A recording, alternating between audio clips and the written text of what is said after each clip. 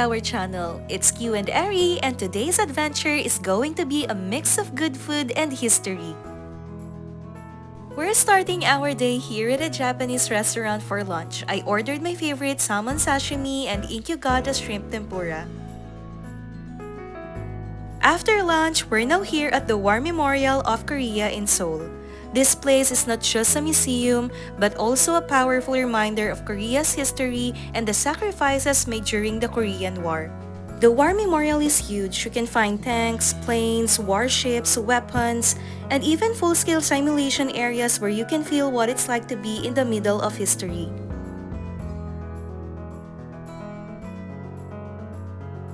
Here, you can experience lifelike simulations of battles with sounds, lights, and interactive displays.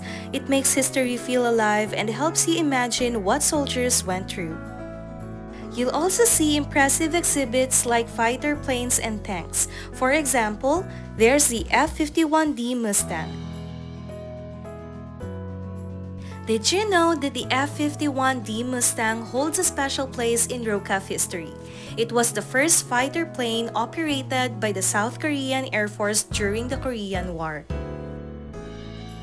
You'll also find an impressive collection of tanks that were used during and after the Korean War.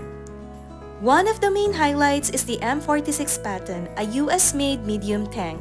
This tank had a 90mm gun, improved armor, and better mobility compared to the older Sherman tanks. You might also see the M47 and M48 Pattons, which became the backbone of the South Korean Army during the Cold War years. They were powerful enough to stand against Soviet-made tanks like the T-34, which North Korea used in the early stages of the Korean War.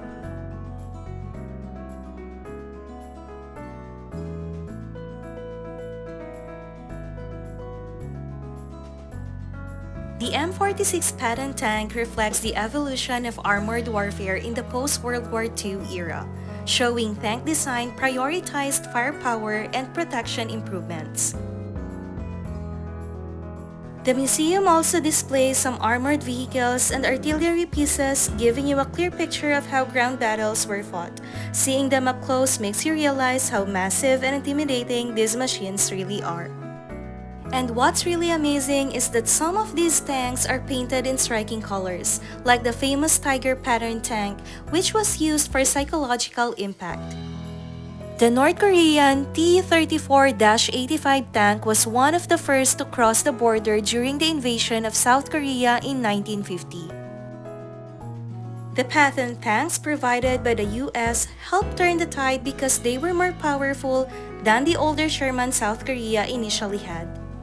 The tank exhibit also includes self-propelled guns and armored personnel carriers, showing the variety of ground vehicles used in the war.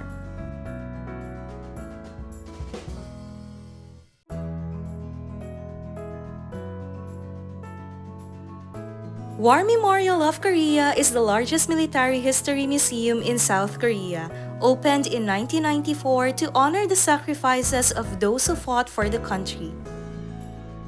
One of my favorite highlights is the turtle ship.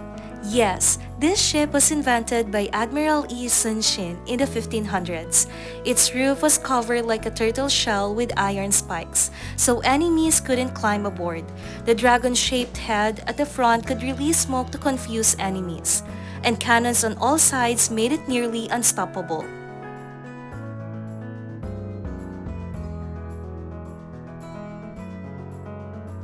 It's called a turtle ship because of its covered deck looked like a turtle shell, protecting soldiers inside from arrows and bullets.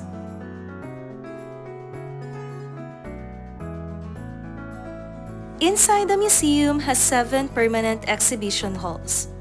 These include the War History Room, which tells the story of Korea's military history from ancient kingdoms to modern times. Korean War Room, it is dedicated to the 1950 to 1953 Korean War with realistic dioramas, personal artifacts, and powerful photos. Expeditionary Forces Room, highlighting Korea's involvement in UN peacekeeping missions abroad. Defense Industry Room, it shows how modern Korean military technology has developed. Each section is beautifully designed, combining traditional exhibits with interactive simulations, sound effects, and models so visitors can really feel connected to history. Inside the memorial, you can also see a model of the Hwasong Fortress, a UNESCO World Heritage Site in Suwon. It shows the brilliant architecture of the Joseon dynasty, strong walls, gates, and watchtowers, designed for both defense and beauty. Even in a miniature, you can see how advanced the fortress was for its time. And before we go, one of the most emotional parts of the War Memorial is outside. The walls engraved with the names of fallen soldiers. Thousands of names are carved here to honor those who sacrificed their lives. Standing here really makes you appreciate the peace we enjoy today. We had such a meaningful day. We learned so much about Korea's history here at the War Memorial. If you're ever in Seoul, this is definitely a place worth visiting. It's educational, emotional, and inspiring. Thanks for joining us today, and don't forget to like, comment, and subscribe for more adventures with Kyu&Ery. See you next time!